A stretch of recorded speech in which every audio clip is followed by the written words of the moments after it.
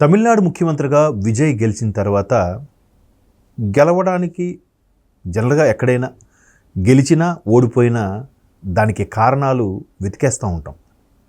గెలిస్తే ఒక రకమైన కారణాలు, ఓడితే ఇంకో రకమైన కారణాలు.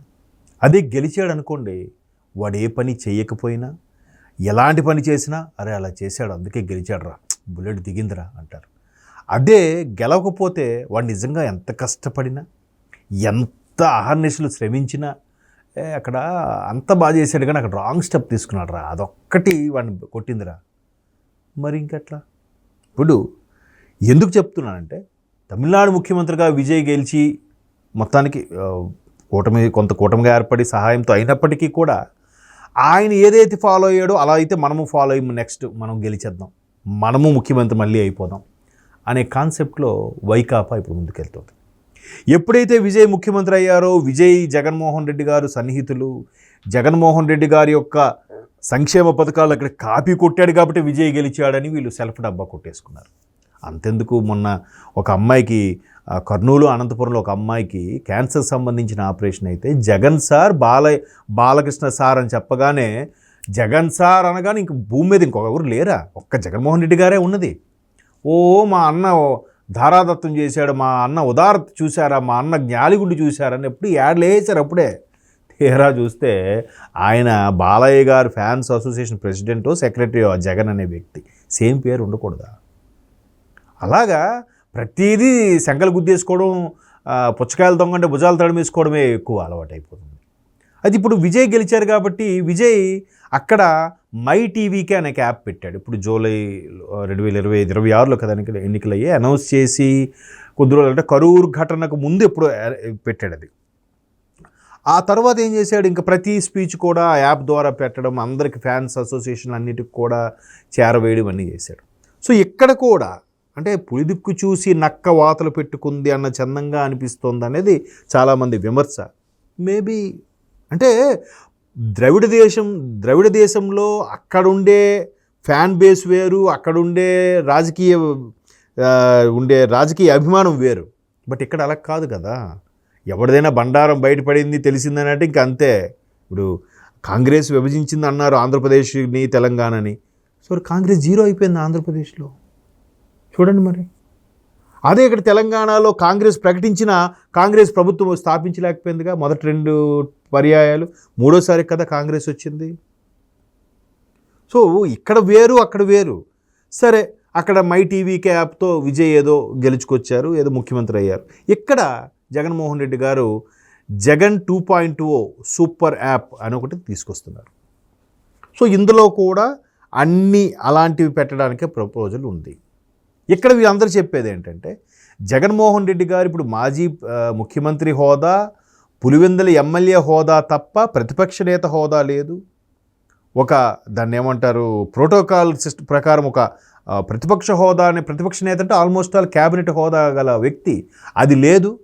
ఇంకా ఈయన బిజీ ఏంటి, ఇప్పటికీ సామాన్య కార్యకర్త కలవాలంటే ఇప్పటికీ కలగానే మిగులుతోంది.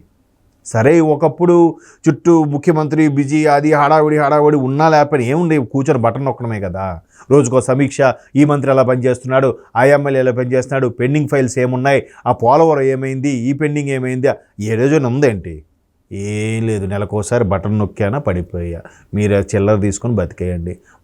మంత్రులు అంటారా, నా ముఖం వల్ల మీరు గెలిచారు, మీ గొప్పతనం ఏమీ లేదు, మీరు స్థానిక ఇప్పుడు ఎంత ముఖ్యమంత్రి అయినా స్థానిక లీడర్ కూడా అక్కడ మెజార్టీ తెచ్చుకుంటేనే కదా ఈ మెజార్టీ తెచ్చుకుని అందరూ కలిసి ముఖ్యమంత్రిని చేసేది. అలా కాకుండా నా వల్లే నువ్వు గెలిచావనంటే స్థానికుడికి ఎలా ఉంటుంది? కానీ బయటకు ఓపెన్ అవ్వలేదు చాలామంది.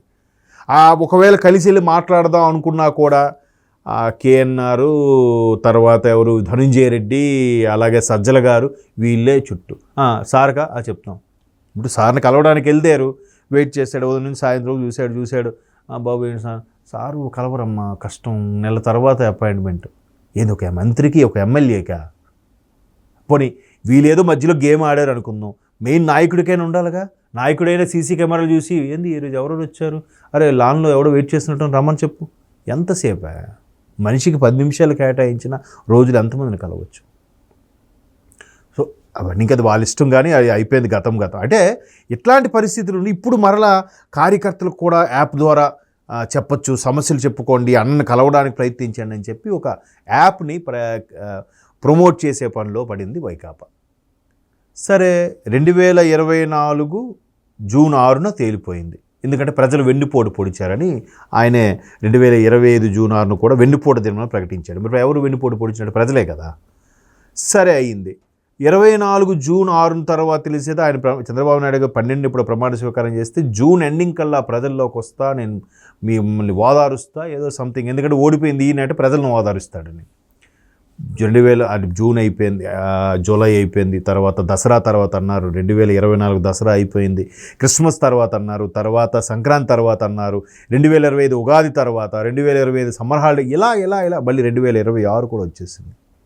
ఎక్కడో ఏదో ఒక బాడీ లేస్తే పరామర్శకు వెళ్తూ రాజకీయ లబ్ధి కోసం ఒక సభ పెట్టుకుని ఏదో మీటింగ్ మాట్లాడుతున్నారు తప్ప ఎక్కడ. నిజంగా చెప్పాలంటే పార్టీ ఇంకా బతికే ఉందంటే అంబటి గారో, పేర్ని గారు లాంటి వాళ్ళు, లేదా రోజా గారు లాంటి వాళ్ళు అప్పుడప్పుడు కనపడి, ఆ గుడివాడ అమర్నాథ్ గారు లాంటి వాళ్ళు, ఈ నలుగురే నాకు కనిపిస్తున్నారు, ఇంకెవరు కనపడట్లే. అప్పుడప్పుడు కనబడి 4 చలోక్తులు లేదా 4 కౌంటర్లు గవర్నమెంట్ ఏదో చేస్తుంటే అలాగా వైకాపా ఉంది అని చెప్పడానికే ఉన్నట్టుంది. రావాలి కదా. 24 అయిపోయింది, 25 అయిపోయింది, 26 కూడా అయిపోయింది, సగం ఇయర్ అయిపోయింది. ఇంకెప్పుడు వెళ్తావు జనాల్లోకి? యాప్ ద్వారా, యాప్ పెట్టేసాక ఇంకెసలు వెళ్ళవు జనంలోకి. ఎందుకు వెళ్తావు? ఆ యాప్ ఉంది కదా, యాప్లో ఎప్పుడు చూస్తావు? నీకొచ్చే కొద్దిపాటి మెయిల్స్ని, నీకు అశేష ప్రజాదరణ ఉన్న వ్యక్తిగా యాప్లో 1 కోటి మంది ఇన్స్టాల్ చేశారో అనుకుందాం. 1 కోటి మంది యొక్క అభిప్రాయాలు నువ్వు ఎప్పుడు చూస్తావు, ఎప్పుడు సేకరిస్తావు? మళ్ళీ దానికి ఒక ఎవడో పెట్టుకొని, లేదంటే ఎవరు మనిషిని పెట్టి, పలానా కామెంట్ ఇలాగ ఉంది, పలానా జిల్లాలో ఇలా ఉంది ప్రాబ్లం అంటే ఎప్పుడు? మళ్ళీ నువ్వు ప్రజల సమస్యల కోసం అసెంబ్లీకి వెళ్తే యాప్లో వచ్చిన సమస్యని పలానా జిల్లాలో, పలానా నియోజకవర్గంలో, లేదా పలానా మండల పరిధిలో ఈ సమస్య ఉందని కదా చెప్పడానికి. అసలు అసెంబ్లీకి వెళ్ళకపోతే యాప్లో పెట్టి లాభం ఏంటి? ఏ జిల్లాలో ఏ సమస్య ఉందని చెప్పి లాభం ఏంటి? కేవలం ఆ యాప్లో వచ్చిన న్యూస్ని వాళ్ళ సొంత ఛానల్లో వేసుకొని నడిపించుకోవడానికేనా? అంతే కదా. అంటే అదే చెప్పాను, మొదటే చెప్పాను, పులిదుక్కు చూసి నక్క వార్త పెట్టుకోవడం అనే చందంగా ఉంది అనేది చాలామంది విశ్లేషకుల, విమర్శకుల అభిప్రాయం. అది ఇలాంటి పరిస్థితుల వల్లే. ఇంకెప్పుడు రిలీజ్ అవుతారు? వాడేదో యాప్ పెట్టాడు, మనము పెట్టేద్దాం. ఆయన జనాల్లోకి వెళ్ళలేదు. విజయ్ కూడా 38 జిల్లాల్లో కేవలం 10 జిల్లాలు కూడా తిరగలేదట పట్టుమని. మరి ఎలా గెలిచాడు? హాలోగ్రాముల ద్వారా విజయ్ స్ట్రక్చర్ ఒకటి పెట్టి స్పీచ్లు వేసి, రోబోల ద్వారా విజయ్ చెప్పినట్టుగా కొన్ని మాటలు రికార్డ్ చేసి రోబో ద్వారా విజయ్ కండువా కప్పి చేశారు. ఇక్కడైతే అలా జరుగుతుందా? ఎవరినో పంపించారా, కనీసం ఒక మినిస్టర్ కూడా రాలేదు అంటారంటారా? సో గెలిచిన తర్వాత వాడు ఏం చేసినా తోపే, ఓడిపోతే ఏం చేయకపోయినా తోపే, వాడు వేస్ట్ అని అంటారు. అలాగే సో మొత్తానికి ఇప్పుడు జగన్ 2.2 యాప్ అనేది రాబోతుంది. సో దాని ద్వారా ఇంకా సమస్యలు తెలుసుకుంటారు తప్ప నేరుగా ప్రజల్లోకి వెళ్ళరు, సభలు పెట్టరు, వాళ్ళతో మాట్లాడరు. ఎప్పుడో భీమవరం లాంటి సభ, లేదంటే ఇంకా కాకినాడ లాంటి సభ అప్పుడప్పుడు అలా మెరుపు తీగలా కనబడి వెళ్ళిపోతుంటారు. ప్రజలకి అది కాదు కదా. వచ్చి పరామర్శించింది వేరు, వచ్చి చేయి పట్టుకొని మాట్లాడింది వేరు. మరి ముందు అన్ని పాదయాత్రలు, అన్ని పరామర్శలు, ఓదార్పు యాత్రలు చేసిన వ్యక్తి ముఖ్యమంత్రి అయిన తర్వాత ఎందుకు తగ్గిపోయింది? సరే, ఇప్పుడు ఓడిపోయిన తర్వాత కూడా మరలా సీరియస్నెస్ ఎందుకు రావటం లేదు అనేది సగటు కార్యకర్త యొక్క ప్రశ్న. కాకపోతే కూటమిలో 3 పార్టీలు ఉన్నాయి, ఇక్కడ మానేసి వేరే పార్టీకి వెళ్ళిపోదామన్నా ఇంక వేరే ఆప్షన్ లేదు, ఇందులోనే కొనసాగాల్సి వస్తుంది. వేరేది ఉంటే బాగున్ను, ఇక్కడ మానేసి అక్కడ వెళ్ళిపోదాం అంటే 3 కూటమిలోనే ఉన్నాయి. కూటమి కాకపోయింటే ఇప్పటికి ఎప్పుడో వైకాపా వదిలేసి జనసేనకో బీజేపీకి వెళ్ళిపోతారు. మరి ఇంకా వాళ్ళు రియలైజ్ అవ్వాలి, వాళ్ళు తెలివికో జోహారు.